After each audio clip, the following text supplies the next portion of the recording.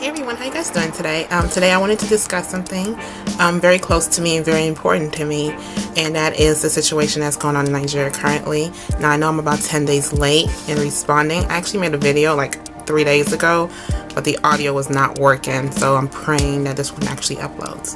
But anyways, yeah, I don't really want to go into specific details of every single thing, and I don't want to, voice too much of my opinion out there because I want to make this video as short as possible. But I just want to talk about this personally to my American and UK subscribers who are not aware, or my other subscribers. I actually know I have other subscribers from all around the world who are not aware of the situation that's going on in Nigeria, because I don't really see a lot of worldly international press on the situation. I mean, if you type it down online, you're like, oh, Nigerian subsidy oil removal, you will get information, but I mean, that's not the first thing you see when you go on CNN.com. It's not the first thing you see when you go on MSN.com or Fox News or wherever, even BBC. Definitely I just want to make you guys aware of what's going on in Nigeria, because this is my home and I love it so much and I care about it so much. And there are a lot of good things that go on in Nigeria, but we do have our problems, and the government does need to take responsibility for what they do. Now, what happened in January 1st, our president Goodluck Jonathan of Nigeria scrapped the oil subsidy and removed it. This was in place for over 40 years plus. This has definitely influenced the fuel price in Nigeria. Like, it's literally doubled, or if not tripled. And when the gas go up, like it's happened here in the United States, everything goes up. And this is a country where majority of the people live on $2 a day, and the middle class is a very small amount of people. It's not similar to how it is here in the United States. It's definitely not similar to how it is in the UK and many other parts of the world that is doing pretty well. I don't really want to go into much detail, but there has been a lot of Nigerians out there who are protesting this huge change. Goodluck Jonathan tried to persuade the people of Nigeria that this is a good thing, and in the long run it would help the country. I think it's pretty senseless that Goodluck Jonathan actually changed this situation right after he called a state of emergency in Nigeria with the Boko Haram, who are killing Christians and Catholics in the north.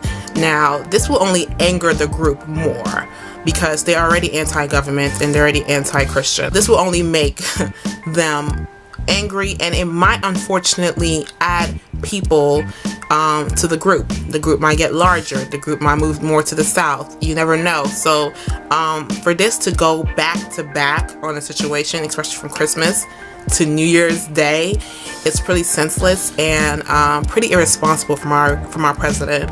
And I feel that needs to be taken very seriously. The subsidy deal is it reduces, the government pays to these companies, to these organizations, so that their prices are not increased, to keep the businesses and the companies within that country.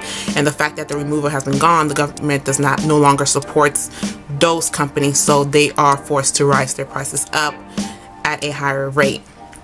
And we all know, like I said, when oil goes up, everything else goes up. And this is a country who have had a lot of difficulties over the years, for many years. And like I said, we deal with corruption. The ironic thing about this whole situation is that they're saying that the 25% of the money that goes to the subsidies would not be put back to the people of Nigeria. Now, this is a country that is known for government officials of stealing money within the country. So I find it pretty ironic that now they want to save money, when a lot of the money that's supposed to be put in place to help the people, the roads, the schools, the hospitals, because we have intelligent doctors within that country. We just don't have the equipment to help the people who are sick.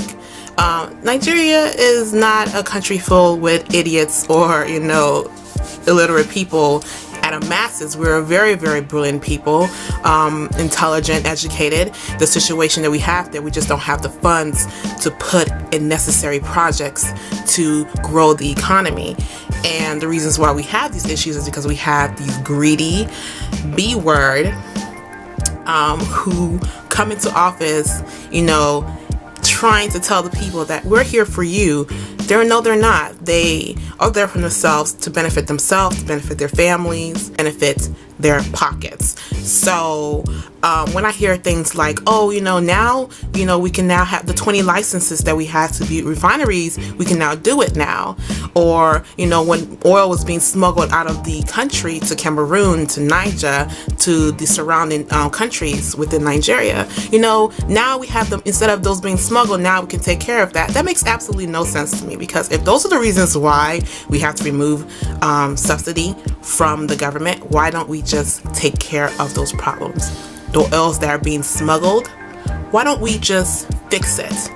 Secure our borders, make sure that it's efficient so we don't have these issues. Shell, the Dutch company that's in Nigeria, we all know Shell. Shell's in the United States, it was an international oil company.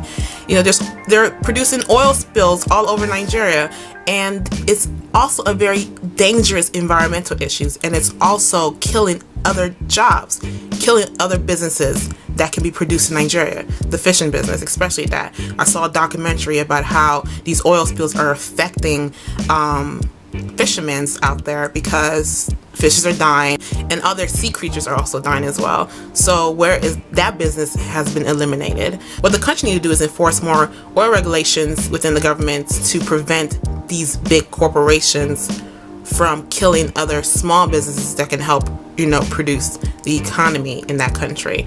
Now, I don't want to go into I'm rambling, so I just want to stop right here. There's so much I can say about the situation. It's not a popular plan.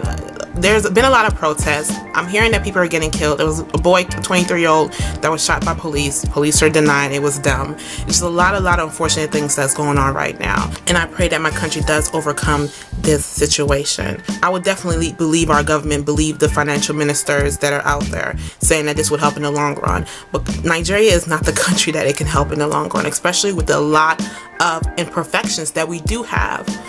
Cutting 25% of their income is not going to stop them. And on top of that, when Goodluck even discussed that 25% of public officials' income will be cut, that doesn't include Parliament. And Parliament, their salary is a huge chunk of government spending. That information was not brought into the public, that this is not getting the international attention that Egypt got, that Libya got, in regards to an unpopular rule in a popular situation turned violent within the country. The reasons why I feel like it's not getting much attention, a lot of, the United States government or the UK, United Kingdom's government, and elsewhere are not really paying too much attention to this, is because they don't benefit from the subsidy being there. They benefit from it being removed.